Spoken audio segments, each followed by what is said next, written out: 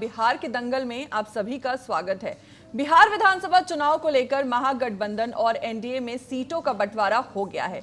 BJP, Jan Swaraj, आम आदमी party समेत कई दलों ने अपनी कैंडिडेट लिस्ट भी जारी की है। इसी कड़ी में बीजेपी के फायर ब्रांड नेता अमित शाह और योगी आदित्यनाथ बिहार में चुनावी हुंकार भरेंगे।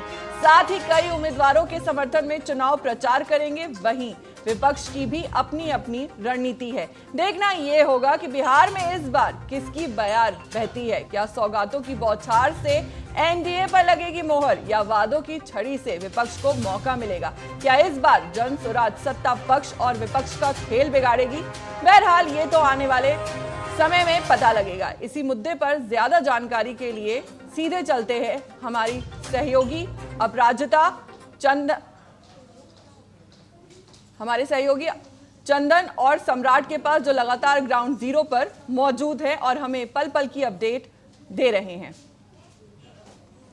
चंदन, आपसे पूछना चाहूंगी, सबसे बड़ा सवाल यह है कि बिहार में सीटों का बंटवारा आखिर किस फॉर्मूले पर हुआ। क्या इस बार भी जातीय समीकरण और पिछली जीत हार ही तय कर रही है सब कुछ?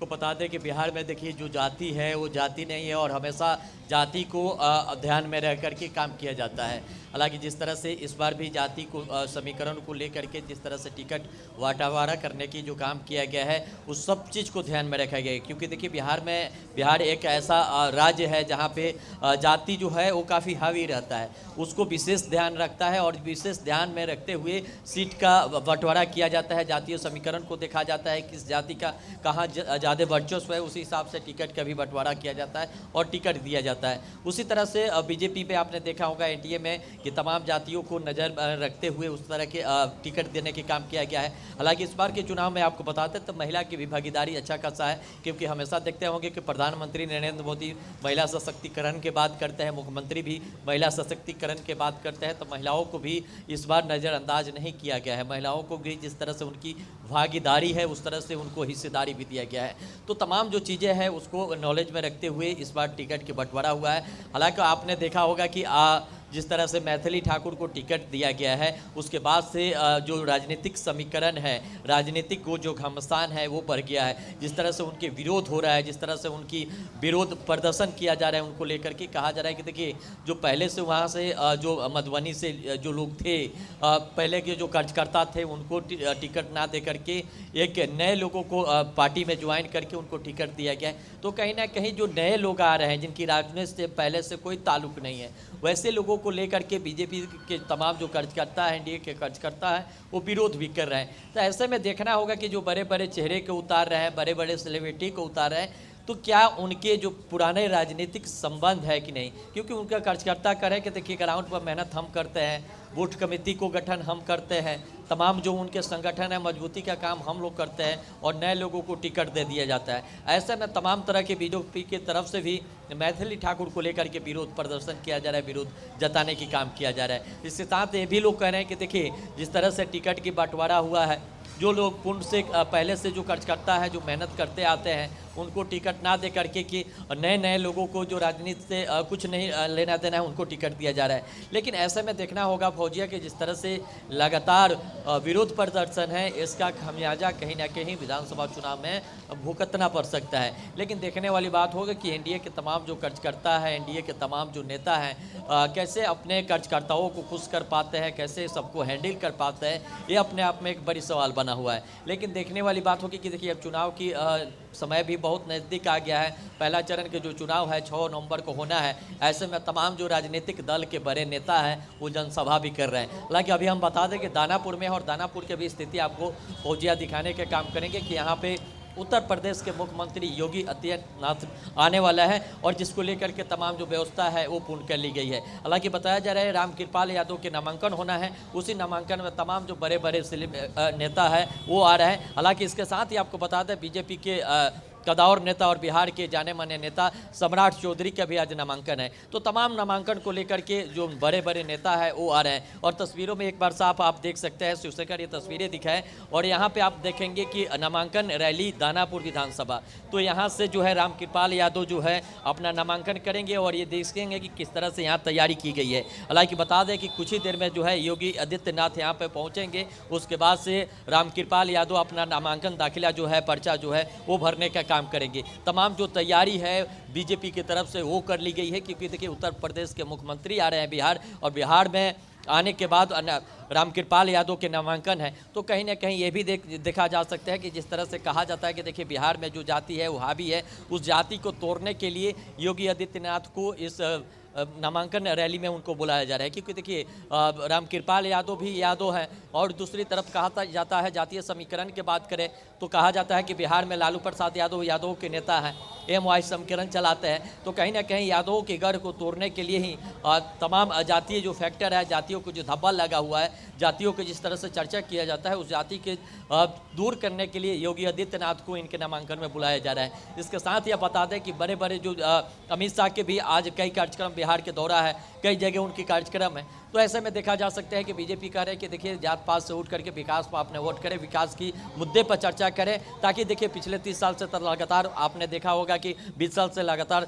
नीतीश कुमार ही बिहार के मुख्यमंत्री है। उसके पहले उन्होंने ये भी जिक्र किया कि जब लालू जी के 90 के दशक था तो क्या हालात था, तमाम चीज़ों के लोग जिक्र कर रहे हैं और कह रहे हैं कि देखिए बीजेपी जो है अपना रिपोर्ट कार्ड जाकर के हर घर पर सौंपाने के काम करें। चंदन आपके पास लौटेंगे। अब राजदा, मैं आपसे जानना चाहूंगी कि अब बात बीजेपी की रणनीति की करें तो अमित शाह और योगी आदित्यनाथ की रैलियों से कितना असर दिख रहा है? क्या इनके आने से ग्राउंड पर माहौल बदल रहा है? बिल्कुल फौजिया, देखिए आपको बता दें कि अमित शाह और आदित्य योगी नाथ कोई छोटे चेहरे नहीं हैं। प्रधानमंत्री मोदी वाला वो ऑरा रखते हैं और जब भी वो कहीं किसी राज्य में जाते हैं, चुनाव प्रसार में जुड़ते हैं, तो ऐसे में ये कहना गलत नहीं होगा कि इसका बहुत ज़्यादा इम्पैक्ट पड़ता है। जनता की अगर आप बात करें तो जनता जो है वो बड़े चेहरों में इनको देखती है और जिनको इनका समर्थन मिलता है उसकी तरफ जनता का झुकाव भी होता है। कई बार हमने देखा है कि जहाँ की जनता जो है वो अगर किसी चेहरे को नहीं पहचानती है तो इनके सहयोग से वो उनका झुकाव उधर होता है। तो ऐसे में ये कहना कहीं से भी गलत नहीं होगा कि आदित्य योगीनाथ और अमित शाह की बिहार दौरे से यहाँ पर बहुत असर पड़ेगा और चुनाव प्रचार प्रसार में भी बहुत अंतर दिखेगा। योगी आदित्यनाथ की अगर पहले बात करें फौजिया, तो आदित्यनाथ की पॉपुलैरिटी उत्तर प्रदेश में ही नहीं बल्कि अभी पूरे भारत में दिखती है, जोरों शोरों से दिखती है। और बिहार में भी जब आप लोगों से बातचीत करेंगे तो आपने बहुत लोगों के मुंह से सुना होगा कि हमें यहाँ का जो सीएम है वो योगी आदित्यनाथ जैसा चाहिए। यानी कि आदित्यनाथ का जो डंका है वो उत्तर प्रदेश में ही सिर्फ नहीं बोलता है, बिहार की राजनीति में भी लोग जो हैं उनको चाहते हैं।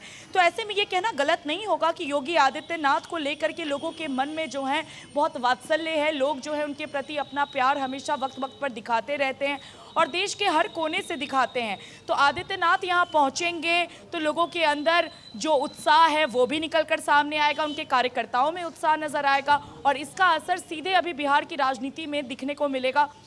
इसके अलावा अगर अमित शाह की बात करें तो अमित शाह को मास्टरमाइंड कहा जाता है और कहते हैं कि जहां की राजनीति का पेच फंस रहा हो वहां पे अमित शाह सीधे तौर पर उनका उतरना जो होता है वहां की चीज़ों को सुलझा देता है। तो अमित शाह का यूं इस प्रकार से बिहार में आकर के दौरा करना, 3 दिन का ये दौरा होने वाला है, तो ये जो है काफ़ी ज़्यादा दिलचस्प राजनीति बना रहा है। हालांकि ये सिर्फ और सिर्फ एनडीए की बात नहीं है, बीजेपी की बात नहीं है फौजिया।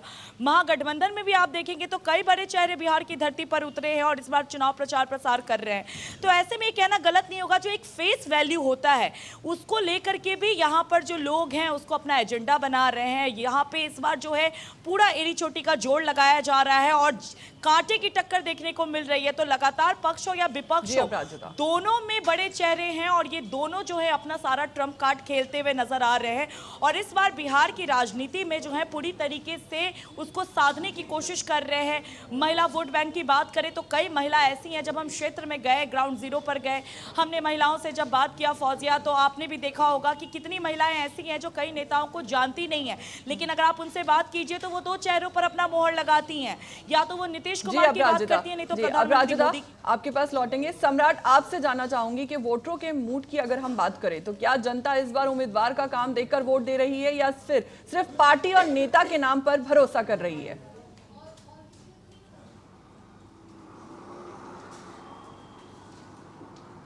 सम्राट, आपको मेरी आवाज आ रही है? यस, हाँ पहुंचो। हेलो जी सम्राट, आपको मेरी आवाज आ रही है?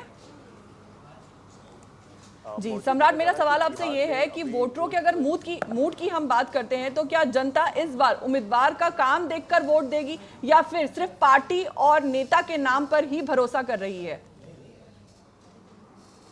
बिहार में देखा जा रहा है कि फौजिया की इस बार चुनाव में तो जनता सिर्फ काम को देख कर करेगी, क्योंकि सोशल मीडिया पर बहुत सारे ऐसे वीडियो वायरल हो रहे हैं कि जो कि जदयू के कार्यकर्ता जो पार्टी में जो बहुत पुराने नेता हैं उनको टिकट मिला है, वो अपने विधानसभा में जा रहे हैं तो उनको जनता बहिष्कार कर रहे हैं, उन्हें भगा रहे हैं, उन्हें उनके पीछे गालियां दे रहे हैं, बहुत सारे टिप्पणी भी अभद्र कर रहे हैं उनको कि आप यहाँ पर काम कभी नहीं किए हैं, आप अटेंडम 5 सालों में आज आपको याद आया है हमारा गांव, हमारा प्रखंड, हमारा पंचायत। और ऐसा लग रहा है कि पार्टी का जो समीकरण जो होता है राजनीति का, जो रणनीतिकार XY का समीकरण बनाकर टिकट देते हैं, तो ऐसा लगता है कि जो पार्टी कार्यकर्ता को टिकट नहीं मिलता है तो उसमें नाराजगी भी देखने को मिलता है। जिनको टिकट मिलता है वो ग्राउंड जीरो पे काम नहीं करते, अटेंडेंस सिर्फ वोट लेने के लिए वहाँ पर पहुँच जाते हैं। तो